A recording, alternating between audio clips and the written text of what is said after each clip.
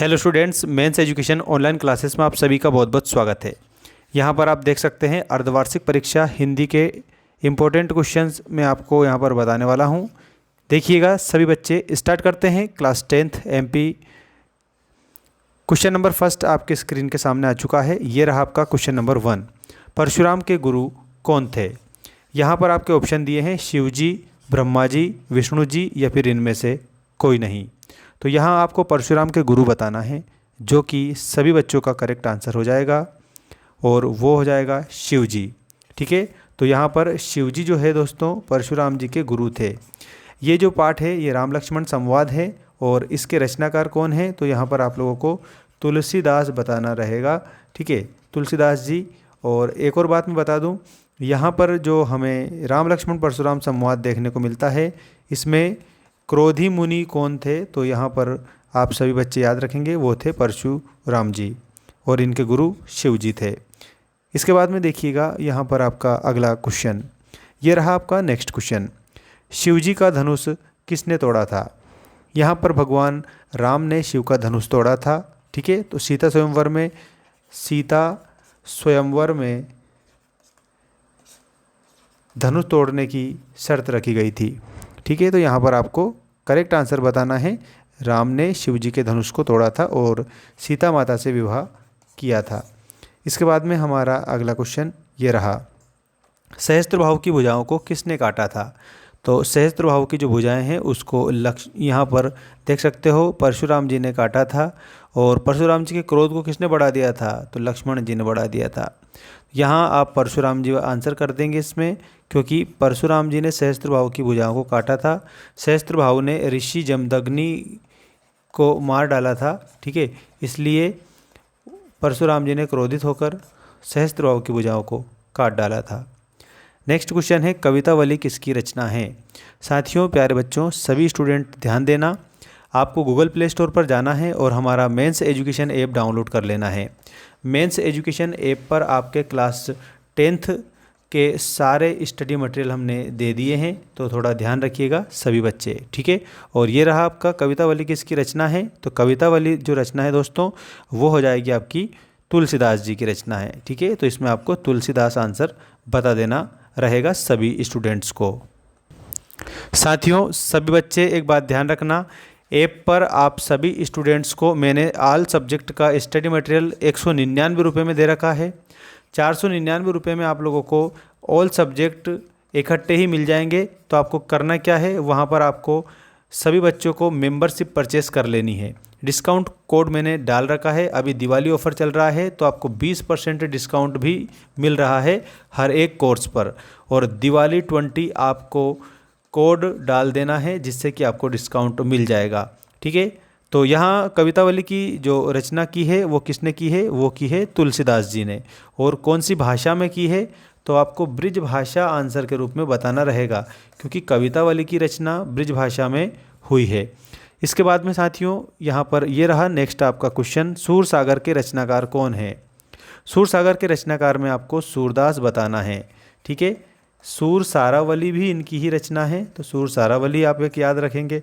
सूरसारावली के अलावा दोस्तों एक बात और मैं आपको बता देता हूँ, थोड़ा ध्यान रखना। ठीक है, साहित्य लहरी भी इनकी ही रचना है, तो यहाँ पर आपको साहित्य लहरी ये भी इनकी रचना के रूप में बताना है। और इसके अलावा सूरसागर तो है ही सही सबसे बड़ा रचना ग्रंथ इनका। और ये कृष्ण भक्ति शाखा के कवि थे, ये भी आपको याद रखना है। कृष्ण भक्ति शाखा के कवि थे, प्रतिनिधि कवि के रूप में जाने जाते हैं। अगला क्वेश्चन ये रहा, सगुण भक्ति धारा को कितने भागों में बांटा गया है? तो सगुण भक्ति धारा को 2 भागों में बांटा गया है। ठीक है, एक तो है हमारी कृष्ण भक्ति और दूसरी हमारी राम भक्ति। ठीक है, कृष्ण भक्ति में आप लोगों के प्रतिनिधि कवि सूरदास हैं, राम भक्ति शाखा में आप लोगों के प्रतिनिधि कवि तुलसीदास हैं। सूरदास का प्रतिनिधि ग्रंथ क्या है? तो यहाँ पर आप लोगों को सूरसागर याद रखना रहेगा, सूरसागर। और तुलसी का प्रतिनिधि ग्रंथ रामचरितमानस। ठीक है, रामचरितमानस आपका इसमें आंसर हो जाएगा। इसके बाद में देखिएगा, हिंदी साहित्य का स्वर्णयुग किसे कहा गया है? हिंदी साहित्य का स्वर्णकाल किसे कहते हैं? तो आपके ऑप्शन है आदिकाल। देखो, आदिकाल को किस नाम से जाना जाता है? वीर गाथा काल के नाम से। भक्ति काल जो है इसको आप याद रखना स्वर्ण काल कहते हैं हिंदी साहित्य का। तो यहाँ पर आपका आंसर ऑप्शन नंबर सेकंड हो जाएगा, यही आप लोगों का करेक्ट उत्तर है। रीतिकाल को श्रृंगार काल की संज्ञा दी है, तो आपको आंसर के रूप में श्रृंगार काल रीतिकाल को बता देना है। और आधुनिक जो काल है ना साथियों, इसको गद्य काल कहा जाता है, तो इसमें आपको गद्य काल आंसर कर देना रहेगा। इसके बाद में आपको नेक्स्ट क्वेश्चन मैं बता रहा हूँ, ये रहा आपका नेक्स्ट क्वेश्चन। इसमें क्या दिया है दोस्तों, हिंदी साहित्य का प्रथम काल कौन सा है। तो यहाँ पर आप देख सकते हो जो आदिकाल दिया ना, जिसकी समय सीमा 1050 से है स्टार्ट, तो 1375 तक है, ठीक है। और ये किस में है, तो दोस्तों ये संवत में है। तो आपको संवत 1050 से 1375 का जो समय है वो आदिकाल के रूप में बताना है। और आदिकाल हिंदी का पहला काल है। और हिंदी का दूसरा काल कौन सा है, तो ये भक्ति काल है। और हिंदी का तीसरा काल रीतिकाल है। और उसके बाद में आधुनिक काल चौथा काल है। सबकी समय सीमा आपसे पूछते हैं तो इसकी है आपकी 1375 से। देखो यहाँ पर भक्ति काल जो स्टार्ट होता है वो आपका हो जाएगा 1375 से 1700 तक, ठीक है। और 1700 से लेकर के तो 1900 तक आपका रीतिकाल है। और उसके बाद में 1900 से आज तक, ठीक है, ये आप लोगों का आधुनिक काल है। इस प्रकार से आपका बन जाएगा। तो यहाँ हिंदी साहित्य का प्रथम काल तो आप क्या बताएंगे, आदिकाल। नेक्स्ट है कामायनी के रचनाकार हैं। कामायनी बहुत ही फेमस रचना है और ये किसकी है, जयशंकर प्रसाद की है। जयशंकर प्रसाद छायावाद के कवि हैं। और याद रखना जो छायावाद है ना, इस छायावाद में सबसे बड़ी बात क्या है कि छायावाद के जनक के रूप में जाने जाते हैं कौन, तो यहाँ पर आपको जयशंकर प्रसाद बताना है, ठीक है। आपसे पूछते हैं ना छायावाद के जनक कौन है, तो जयशंकर प्रसाद बताएंगे, ठीक है। और कामायनी के रचनाकार कौन है, तो कामायनी के रचनाकार के रूप में भी आपको जयशंकर प्रसाद ही बताना रहेगा। और यही आप लोगों का सही आंसर हो जाएगा सभी बच्चों का, ठीक है। दोस्तों सभी स्टूडेंट्स चैनल को सब्सक्राइब करके रख लो। अगर आपने ऐप डाउनलोड नहीं करा है तो ऐप की लिंक मैंने डिस्क्रिप्शन में डाल रखी है, तो जल्दी से जल्दी ज्वाइन कर लो, क्योंकि दिवाली ऑफर चल रहा है। 199 रुपये पर भी मैंने 20% डिस्काउंट लगा रखा है आपके लिए। और टॉप कोर्स मैंने अपलोड कर दिया है आप सभी बच्चे के लिए, ठीक है। कामायनी के रचनाकार जयशंकर प्रसाद। अगला क्वेश्चन, तुलसीदास का प्रतिनिधि ग्रंथ है। देखिएगा, तुलसीदास जी राम भक्ति शाखा के प्रतिनिधि कवि हैं और रामचरितमानस इनका प्रतिनिधि ग्रंथ है। तो आपके आंसर में क्या करना है, आपको रामचरितमानस करना है। और एक बात मैं आप सभी बच्चों को बता देता हूँ, तुलसीदास जी ने चौपाई छंद में लिखा है, ज़्यादा से ज़्यादा चौपाइयाँ हैं इसमें।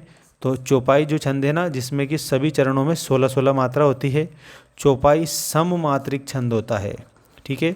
चौपाई में सभी चरणों में 16-16 मात्रा और सममात्रिक छंद। और रामचरितमानस में सबसे ज़्यादा प्रमुखता किसकी है, तो आप बताएंगे चौपाइयों की है, ठीक है। और रामचरितमानस तुलसीदास जी का प्रतिनिधि ग्रंथ हो जाएगा करेक्ट आंसर के रूप में, ठीक है। अब मैं बताता हूँ आपको आपका नेक्स्ट जो क्वेश्चन है ये रहा। देखिएगा, भोलानाथ का वास्तविक नाम था, भोलानाथ का वास्तविक नाम क्या था, तो तारकेश्वर नाथ जो लिखा हुआ है आपके सामने ऑप्शन नंबर सेकंड में, ये भोलानाथ का वास्तविक नाम था। और भोलानाथ के जो पिताजी है उसको भभूत का टीका लगाते थे, ये भी आप ध्यान रखना, ठीक है। भभूत का टीका जब वो लगा देते थे तो भोलानाथ क्या बन जाते थे, तो बम भोला बन जाते थे। तो यहाँ आपको बम भोला भी आंसर के रूप में याद रखना रहेगा, ठीक।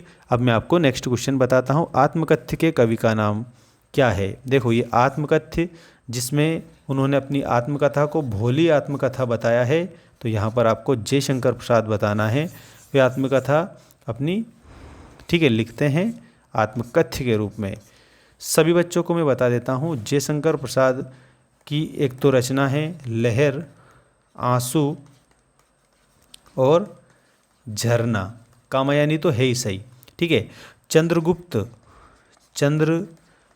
इनका नाटक है, ठीक है। और अजात शत्रु भी इनका नाटक है। ये आप सभी बच्चे सीखेंगे ढंग से।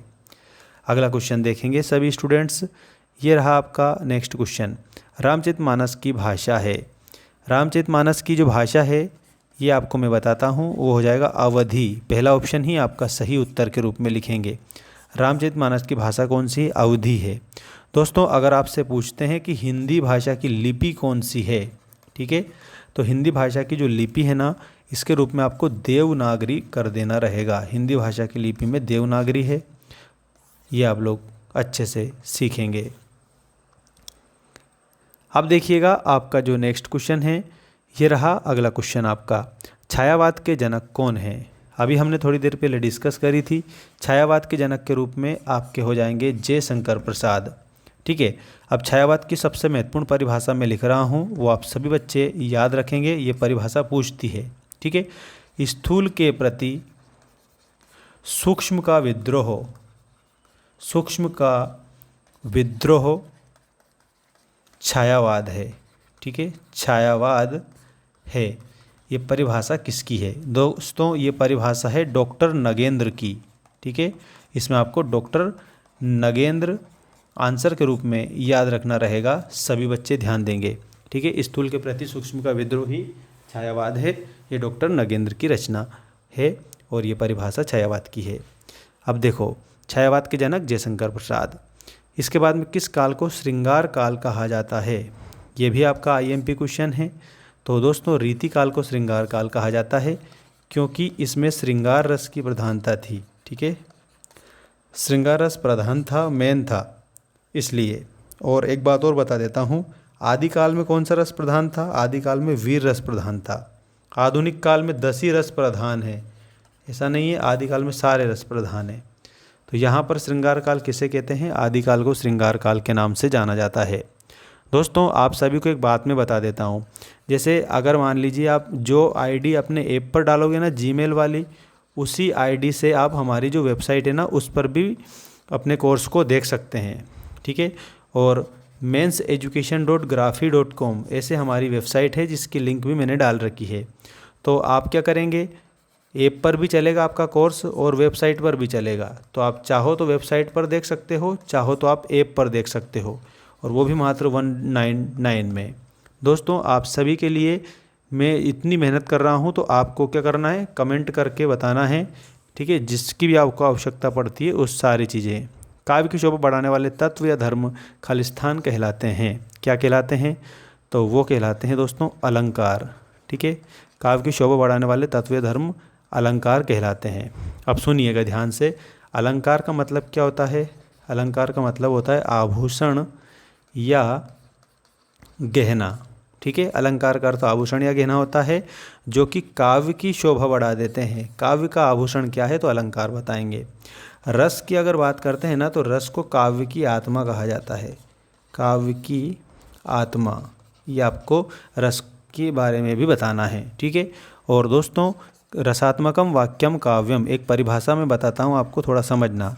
रसात्मकम वाक्यम काव्यम, ये परिभाषा किसकी है? तो यह है आचार्य विश्वनाथ की। और उसके बाद में रमणीयार्थ प्रतिपादकः शब्दः काव्यम, रमणीयार्थ प्रतिपादकः शब्दः काव्यम, ये परिभाषा किसकी है? तो ये पंडितराज जगन्नाथ की परिभाषा है। ठीक है, थोड़ा ऐसे ध्यान रख लेना। और एक और बात सभी स्टूडेंट को मैं पहले ही बता देता हूँ कि टॉप 100 स्टूडेंट को हमारे ऐप पर पेड जो मेंबरशिप है वो मात्र 1499 में मिल रही है। इसके बाद में एक और बात बता दूं, दिवाली के बाद में ये ऑफ़र जो है एक्सटेंड हो जाएगा, इसलिए आप लोग चाहो तो दिवाली से लेकर के तो 11 तक आप परचेस कर सकते हो अपनी मेंबरशिप को। और एक और बात ध्यान रखना, ऐप को जब डाउनलोड करो आप, तो क्लास 10th का चाहे कोई सा भी आप कोर्स खरीदो, उसमें आपको 20% डिस्काउंट मिलेगा। और इसके अलावा यहाँ पर आपको कोड भी डालना रहेगा। ठीक है, दिवाली 20 ये कोड है, तो इसमें आपको कोड डाल देना है। वो कोड ऊपर ही शो हो रहा है आपके लिए, मैंने पहले ही बना दिया है, ताकि आपको जब परचेस करो तब किसी प्रकार की कोई समस्या का सामना ना करना पड़े। अभी आप लोगों के लिए जो अर्धवार्षिक परीक्षा है ना, अर्धवार्षिक परीक्षा के लिए हमने जो भी टेस्ट सीरीज़ यूट्यूब चैनल पर चला रखी है, उसको तो आप डेली देखना ही सही। अगर आप टेक्स्ट बेस्ड चीज़ें चाहिए आप लोगों को, जैसे कि नोट्स, ठीक है, तो नोट्स की लिंक मैंने वेबसाइट पर डाल रखी है, और वो है डिजिटल फॉर्मेट में। ठीक है ना, तो आपको क्या करना है, डिजिटल प्रोडक्ट जो है उस पर जाना है वेबसाइट पर, और वहाँ से डिजिटल प्रोडक्ट के रूप में जो आप लोगों के टेस्ट मटेरियल दे रखे हैं उसको आप परचेस कर सकते हैं सभी बच्चे। और बिल्कुल मैंने बहुत कम फीस रखी है आप लोगों के लिए। ध्यान रखना, सभी स्टूडेंट्स चैनल को सब्सक्राइब करके रखना ताकि आपको सारी की सारी ऑल अपडेट मिलती रहे। ठीक है, इस प्रकार से ये सारी जानकारी थी। धन्यवाद।